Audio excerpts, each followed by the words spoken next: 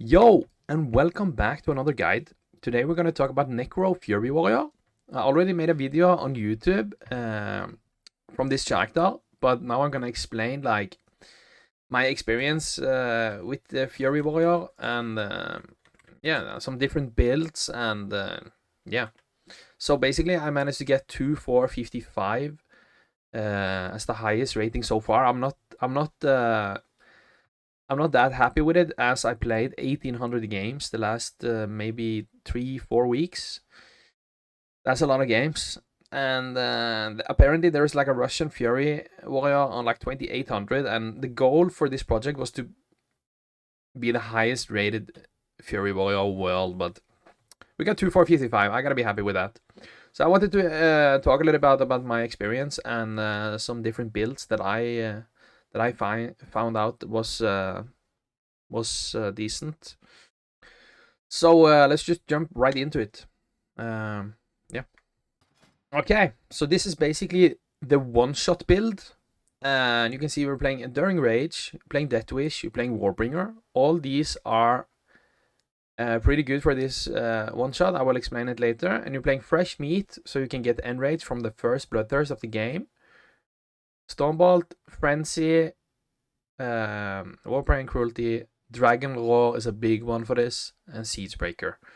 You don't have to play Siegebreaker and Death Wish. You can go more safe and play Reckless Abandon and MS Effect, which is gonna make it so you don't have to like one bang. You can still win after, basically, if you don't one tap them.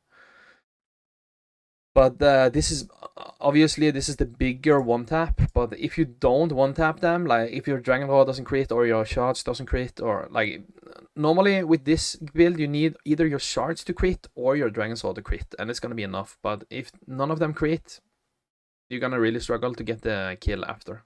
And yeah, this is the Talon Points, and this is the conduits you go with the full one shot. So instead of going triple potency, you go this row for the 12% increased damage. Yeah, 12% damage here, and it's really important with this one. This one is really crucial for the one shot. So the fair will can tank more damage without breaking, because you're gonna bloodthirst into the fair to gain enrage from the fresh meat talent, and also you're gonna bloodthirst to get Plague's primitive strikes, basically.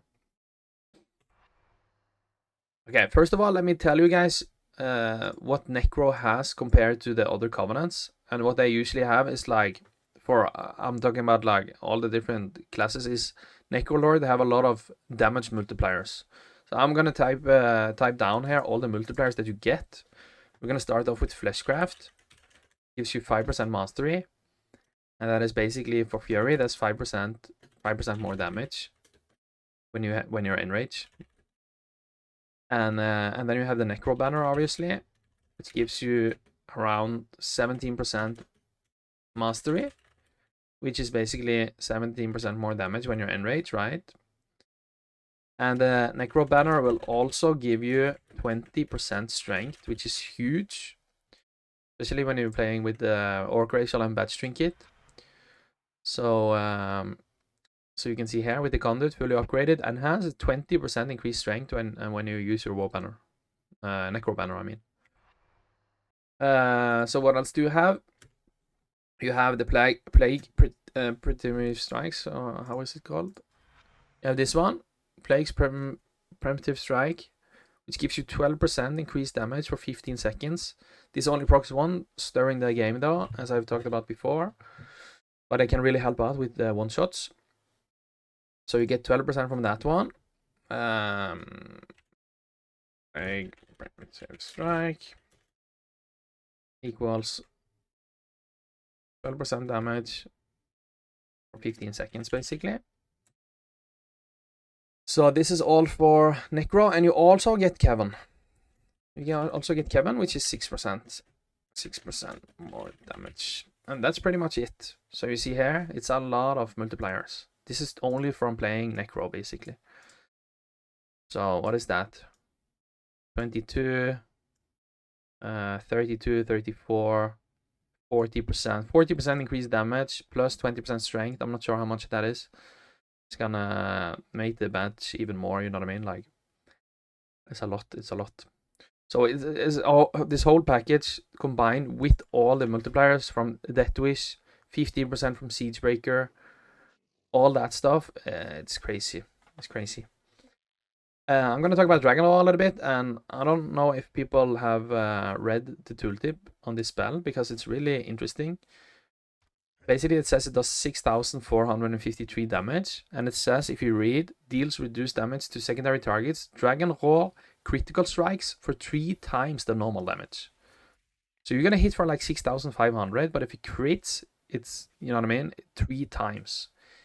It's crazy. My highest Dragon Raw so far, even without Death Wish, I'm pretty sure, was like 56k. But that was with like Siegebreaker. Maybe I had 1 or 2 stacks of Death Wish, I'm not 100% sure. But I have hit like 56, 57k Dragon Raw many times, crits. And yeah. And then that's only from the Dragon Raw. You're gonna do damage from a Raw Breaker also. Okay, so I'm gonna just jump right into the one shot, and I show you guys how to do the one shot with this build. So you play scrap for the 5% mastery, obviously, when the game's open, and then once the gate open, you start stacking up Death Wish. I don't usually go for 10 stacks. I just start stacking them up. It's 5-second cooldown, so usually I'm around 3-4 stacks, and then what you do is like, I'm gonna show you here the macro that I use. So basically, I have a lot of unnecessary toys in the macro also, just so it looks cool, but it's basically use Blood Fury or Orc Racial, use Cast Recklessness, cast Gladiator's Badge, and cancel Bladestorm. You don't really need cancel Bladestorm in this one. This is the first macro. You don't really need the cancel Aura Bladestorm in this one though. I have it because I'm playing Signet of Dominant Kings, which can proc Avatar. So when you press Recklessness, you have 50% chance to either Bladestorm or proc Avatar. When you're proccing Avatar, it's obviously the best you can get for the one shot. So that's another multiplier right there, 20% on top of all the other stuff. But yeah, you don't need cancel Bladestorm in this one, but you need cancel Bladestorm in the Dragon Raw macro, which is basically this one. So cast Dragon Raw, cancel Aura Bladestorm. And yeah, how you do this, as I said, stacking up the thingy, and then you want to pre-Siegebreaker first before you fair. Because it's gonna, even if you play the conduit, so the fair doesn't break to, you can do more damage into the fair without breaking it. It's still gonna break if you do Siegebreaker and Bloodthirst, especially if you have like Death Wish and all that stuff. So you do Siegebreaker first. So you do Siegebreaker first, and then you do fair. I can actually type it here. You do Siegebreaker first, and then you follow it up by fair, and then you press Bloodthirst, and then you get distance, so you can charge, because you want to charge and Dragon Raw at the same time, because there is no GCD on charge, and the charge can hit like a truck. I'm gonna show you guys a clip. I actually got a 46,000 charge crit. That was with 10 stacks of Death Wish though, but still, you know what I mean?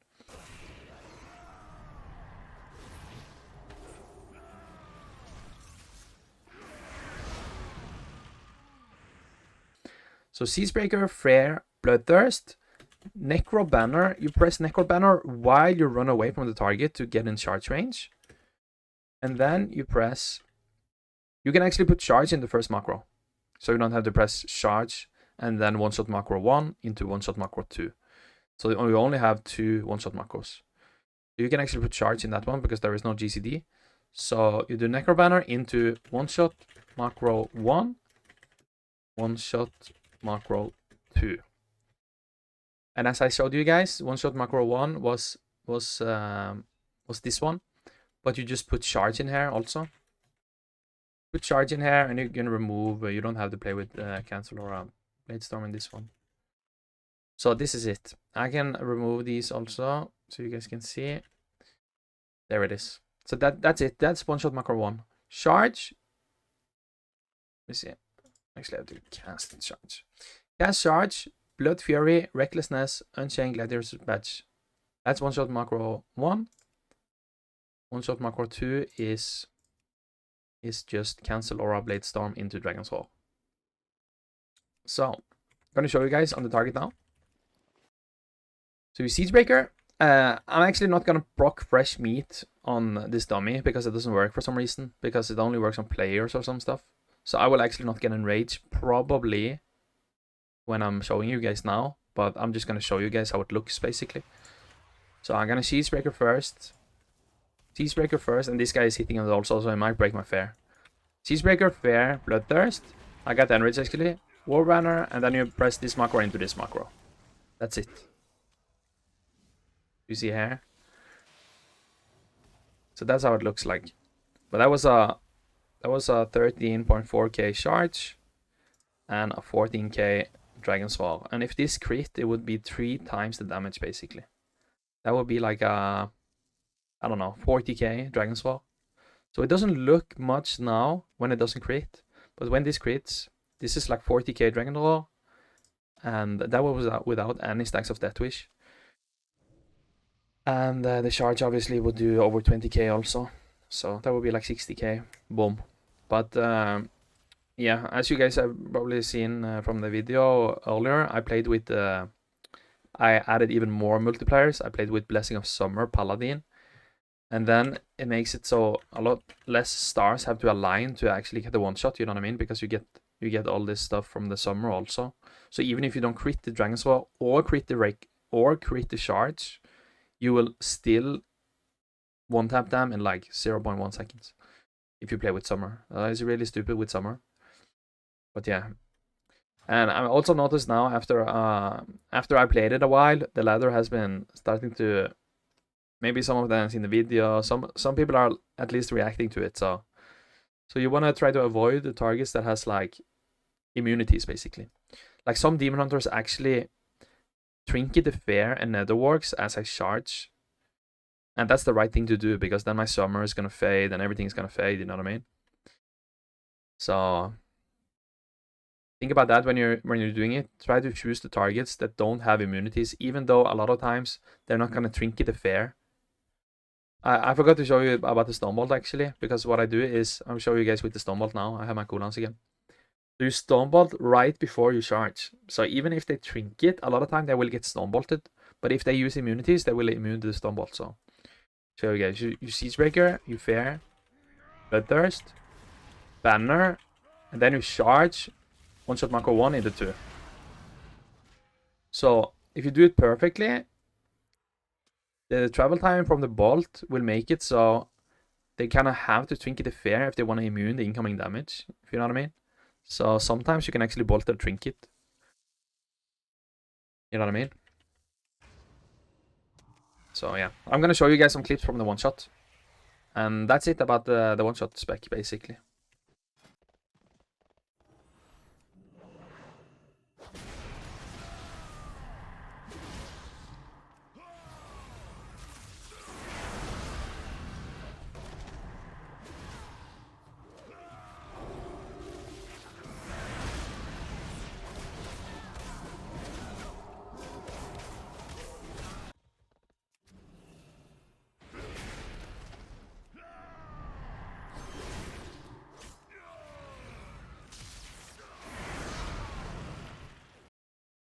Yeah, and I also forgot to talk about the PvP talents actually. So the reason why you play with Enduring Rage is because Enrage is normally 3.5 seconds, right?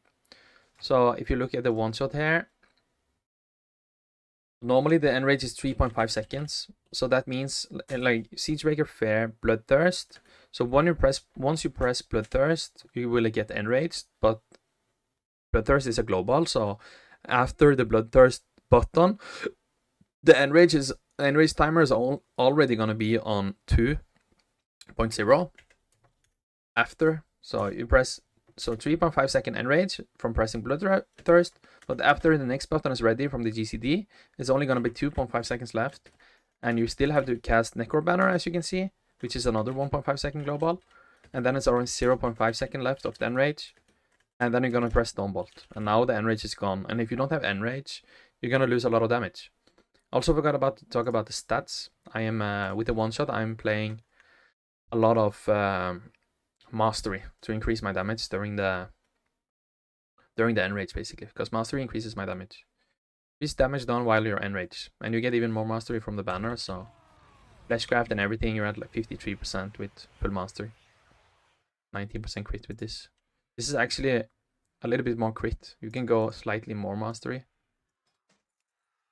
57%, 12% crit. But I actually like I like a little bit more crit with the one shot. So since the Dragon Roll scales so good from crit, pretty good with a lot of crit. But yeah, so the reason why you go Enduring Rage is that it makes it your enrage 5 seconds instead of 3.5. You see here, 5-second enrage. So you have time to do these glow balls without losing the enrage buff, basically. Yeah. So spec number 2 is basically this. This is like my this is how I set it up outside of Arena, and sometimes I change Blood Rage, but I usually keep Slaughterhouse or Moorbringer almost all the time. And this is also super one-shotty, and I really like this. I like this a lot, actually. And for conduits, you go... This is the spec I played to the highest rating with. The other one is really cool with the one-shots, but the one-shots can fail a lot of the time. So you guys probably have figured out, or will figure out. So basically, you go triple potency with this one. So you have Recklessness last longer instead of going this way, which makes it so you lose 1 potency. So it's more sustained damage, basically. Instead of the Fair, I go this way for the Ignore Pain, because you really want to have like Intervene. The Intervene one is so good. You reduce damage taken by 18% on the guy that you intervene. And you really want this one. Get a shit ton of Absorb from the Ignore Pain. Cooldown reduction from Enraged Regen. This is my potencies basically for this this spec. And yeah, you just have a bunch of sustain, and obviously you play Bladestorm. So playing Dragon's Roar with the Signet of Tormented Kings is kind of troll, because you're losing out on the extra recklessness / avatar buff that you can get when you're Bladestorm, because you don't get it when you Dragon Roar. You have to play Bladestorm because of the legendary, basically. So I can show you guys how you can set up like the one shot for this spec also, even though you don't, you know what I mean, like just to start the go. It's nice to do an efficient start when you're popping your cooldowns. So I like to still do the Warbringer into the pop, basically. So basically how you do it with this one is you only get enraged. So you go in, you get enraged, you press Necro Banner, and then you just bolt into charge Rampage. So instead of the Dragon Roar, when after you charge, you Rampage. And you're gonna have enough of rage. Even if you're at 0 rage, you will have enough rage for Rampage, which costs 80 rage, because of Recklessness increasing the rage generation by 100%, and Reckless Abandon giving you 50 rage when you press Recklessness. So as the game starts, it's super easy to just start. You just get enrage, press Necro Banner, get some rage, Stoneball, charge, into Rampage. And then you do Crushing Blow, Rampage, Crushing Blow, Rampage. You know what I mean? Crushing Blow, Bloodthirst, Rampage. Really simple. But so the one shot for this is, as I showed there, it's basically you only use Bloodthirst. You go in, you use Bloodthirst to get enraged, get distance, or like you can even Stonebolt to get distance, so then they don't follow you, so you can get a charge. You know what I mean? Stonebolt, Necro Banner, charge, page. Charge, Recklessness, Macro with the Orc Racial and Badge, basically, into Rampage. To min-max it even more, I swap the spots on these. I don't like to Bloodthirst, Stonebolt, Necro Banner, Charge, Reckless, Rampage. I like to Bloodthirst, Necro Banner. A lot of time they won't react fast enough when you Necro Banner. Sometimes they're gonna blur when they see that you become big and you have a banner on your back, you know what I mean? But they have to react within 1.5 seconds, which is your GCD. But I still just go, I go Bloodthirst, Necro Banner, and then Bolt. This works pretty much all the time. So Bloodthirst, Necro Banner, Stonebolt, Charge, Reckless, Macro into Rampage. This is almost as effective as the other one-shot. It's pretty crazy, this one-shot actually. So the Rampage does a ton of damage. And then you obviously finish it off with Crushing Blow. Crushing Blow, Rampage, Crushing Blow. Pretty simple, simple rotation. Oh yeah, I want to talk a little bit about Crushing Blow. So if you guys are new to Fury and you haven't played too much with Reckless Abandon, it makes your Raging Blow into a Crushing Blow. I'll show you guys right now. You see here, the Raging Blow does 3,700 damage. I actually can click it. I have something here. Let me just click disable on this. Let me see. So you see here on the damage, it says 3,740 damage, right? You pop Recklessness, which is not going to give you any sorts of damage increase. It only gives you 100% rage generation and 20% crit. But look at the damage difference from the Crushing Blow and the Raging Blow. 3.740, pop Recklessness, 6,900. So double damage from Crushing Blow. It's really hard hitting. So if you're playing Anger Management, you're losing out on some big damage. But this can be good also. We're going to talk about this talent a little bit later. But this one is crazy. And not only does it increase the damage by double from the Raging Blow, but it makes you charge every time you press Crushing Blow, like the Raging Blow that turns into Crushing Blow. Every time you press it, you charge. Or is it 15 yards or 10 yards or something? It's almost like the execute charge. So it's really nice, really good against like hunters that are trying to kite you. Maybe you're gonna play with double time and you have the charge from the Reckless Abandon. You can keep so much uptime with leap, double charge, and the charge from Reckless Abandon. Usually play Stumble into hunters, but double time is also pretty decent. So that is pretty much that. And one good tip also from my experience is that when you play against hunters, they will be Venter most of the time. And they will have the Venter route almost every single time. And that is a route that procs, I think when they drop below 30%, they will route you automatically for 4 seconds. That's why I really love to have Blood Rage against hunters. Let's say it's a survival hunter, he has Steel Trap, or is another hunter, he has the Binding Shot. The Binding Shot is dispellable by your healer, but you never know. Maybe he is in a fair, maybe he's in a trap. You want to be able to remove these things on your own, right? So obviously you have Blade Storm on 1 minute, and you have Blood Rage. So pick Blood Rage when you're playing against hunters every single time, because they have the 2 routes. Not all of them play Binding Shot if they play like BM Hunter, but some of them do, so it's always nice to have. But try... Okay, so the difference between Blade Storm, getting out of the route with Blade Storm, and getting out of the route on Blood Rage, is that there is no GCD on Blood Rage. There is 0 GCD, even if you just press your Crushing Blow that brought him to under 30% and you get rooted, you can press Blood Rage instantly. The reason why that is important is because when you get rooted, you cannot use your Crushing Blow from Recklessness. And this is going to happen a lot, because when you pop Recklessness, that's when you're going to do big damage and you're going to bring the hunter low, right? So even if you Stonebolt the hunter and you bring him to 30% during the Stonebolt and he roots you, you cannot use Crushing Blows on him, even if he's in melee range, because of the effect that the Reckless Abandon does to your Crushing Blow. It makes it so you charge. So you see here when I pop, I can charge from here. I go away, I charge again. So since it's charging, you cannot use the ability even if the hunter is in melee range. I'm not sure if that's supposed to be like that, but because you can use Raging Blow when it's not enhanced, you can use normal Raging Blows when you're rooted. But yeah.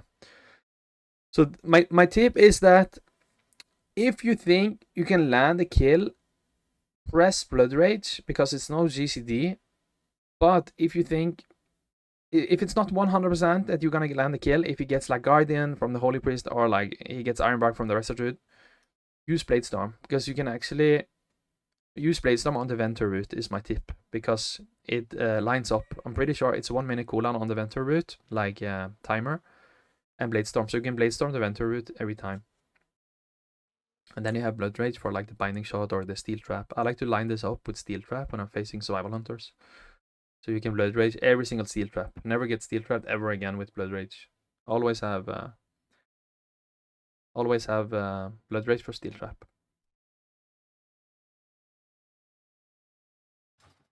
Okay. So the third build is the third build that I experienced with was I actually went Battle Trance, Blood Rage, Slaughterhouse, War Machine, Anger Management, and I farmed full Haste Gear. I farmed full Haste Gear, got sockets on it, everything full, 26% haste. Now I'm playing with two-handers. I also tested with one-handers to get the extra movement speed.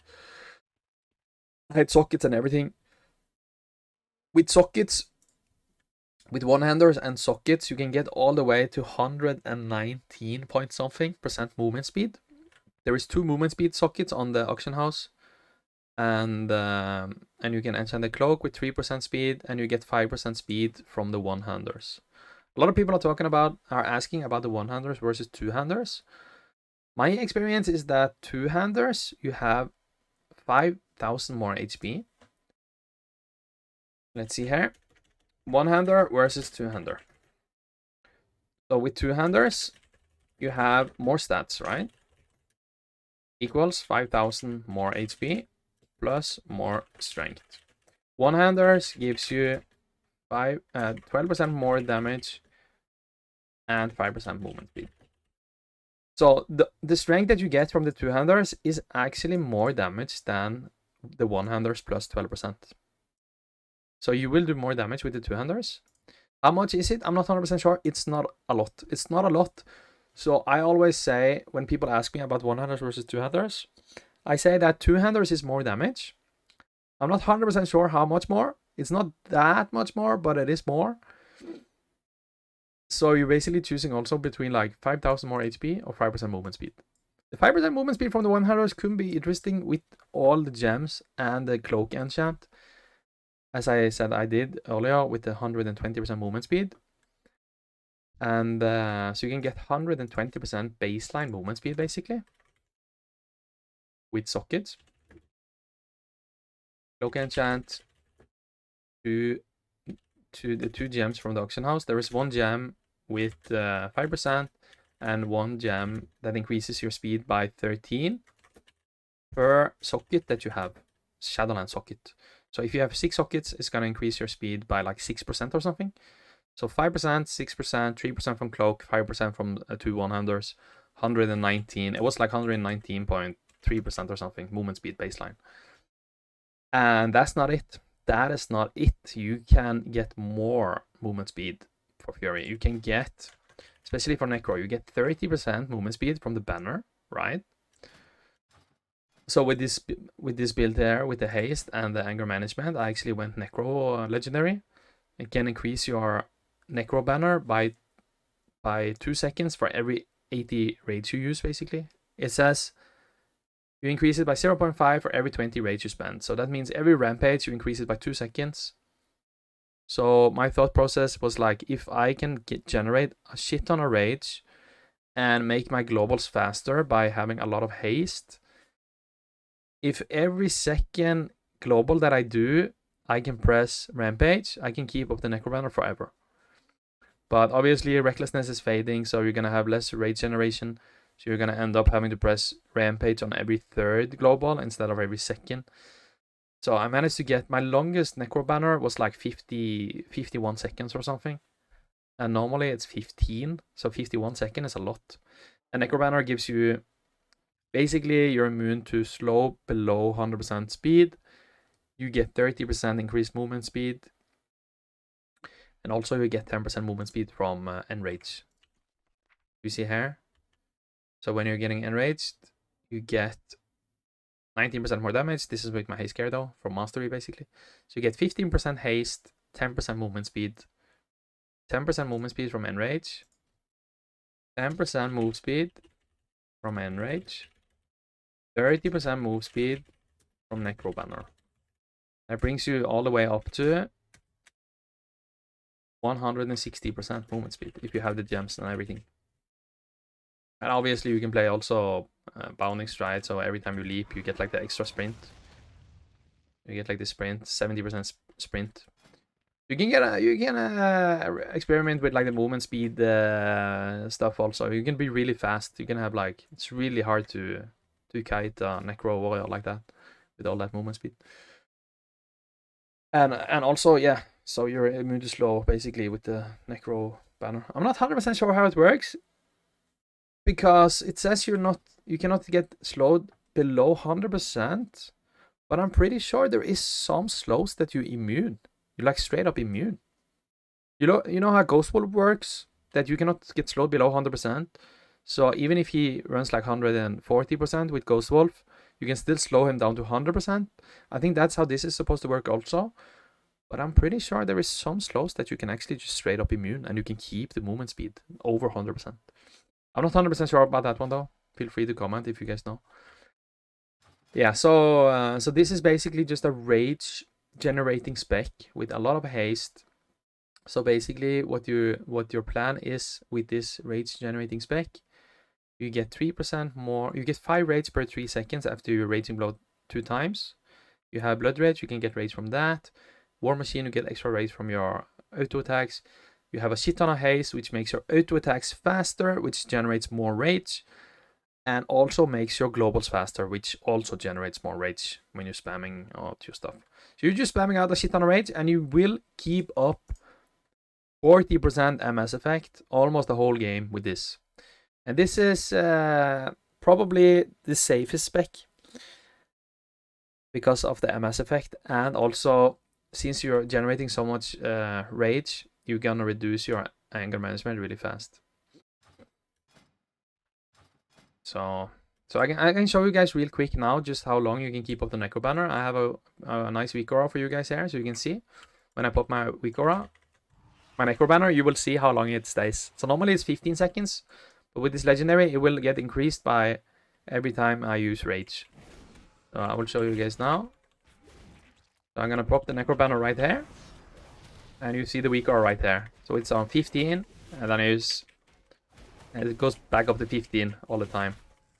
Now it goes to 14 because I had to use 2 globals. So it goes slowly down, but you get it back up again when you're spending rage. I'm doing far away from perfect now though, so you can keep it up for a really long time, but you guys get the point with the spending rage increases the banner basically. Interesting legendary. Especially in the spec, rage generating spec.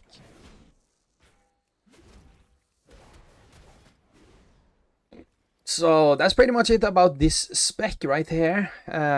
With the conduits, I also go the normal conduits like this. I play hack and slash. I play 20% strength from banner. I play increased recklessness. I don't really play with this one.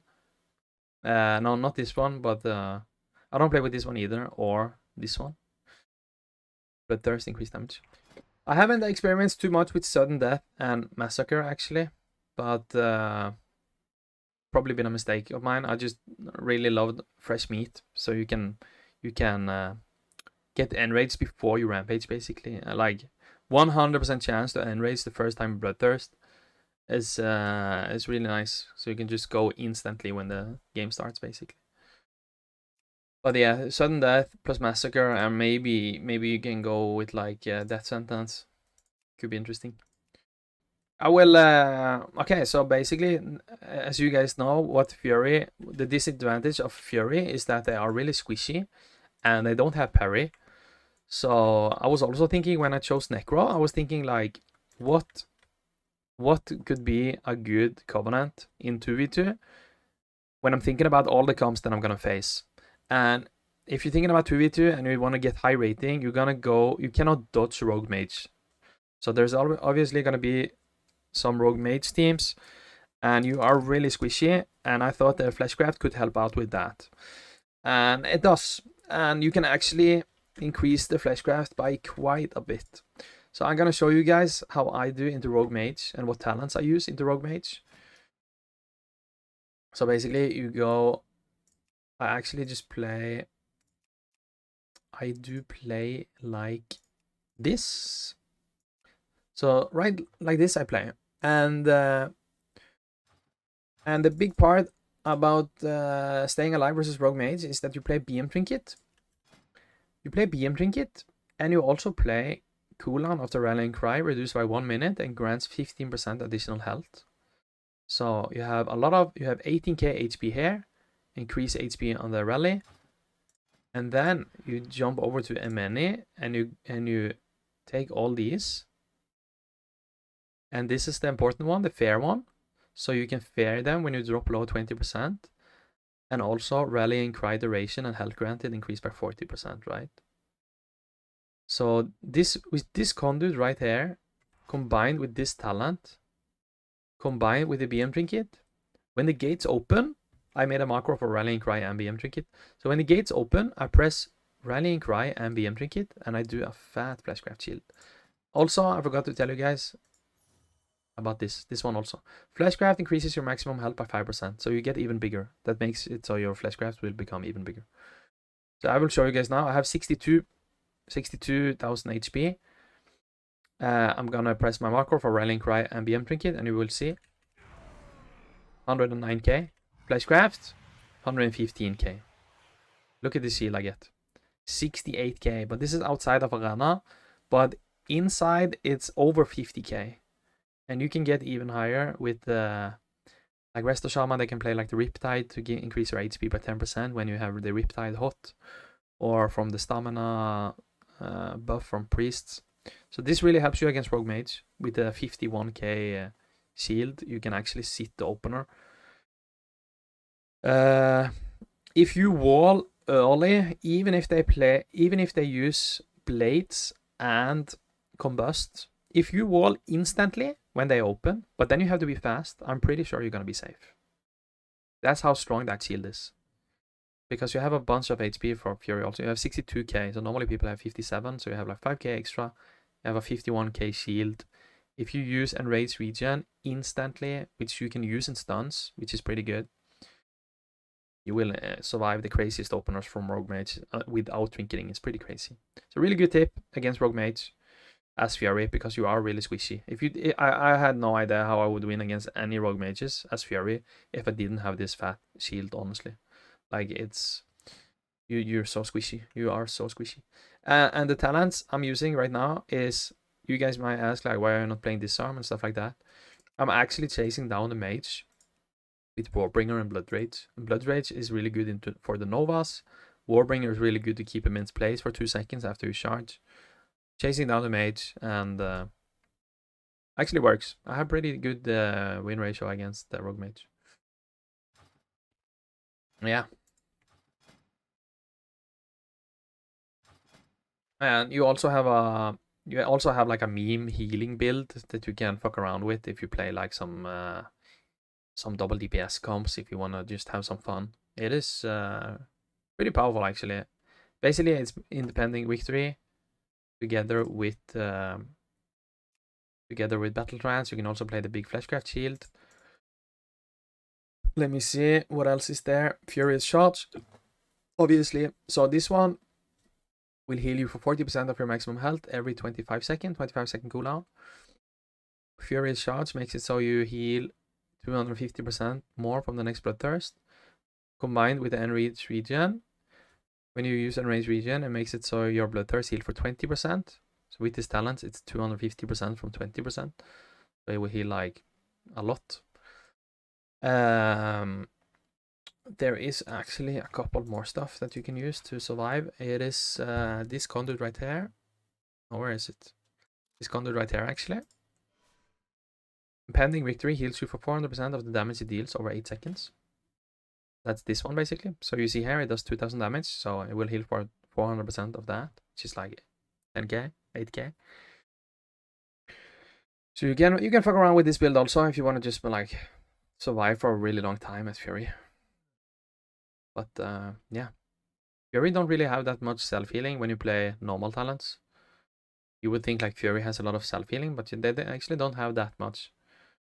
But when you play these, you can actually keep yourself alive for a disgusting long time.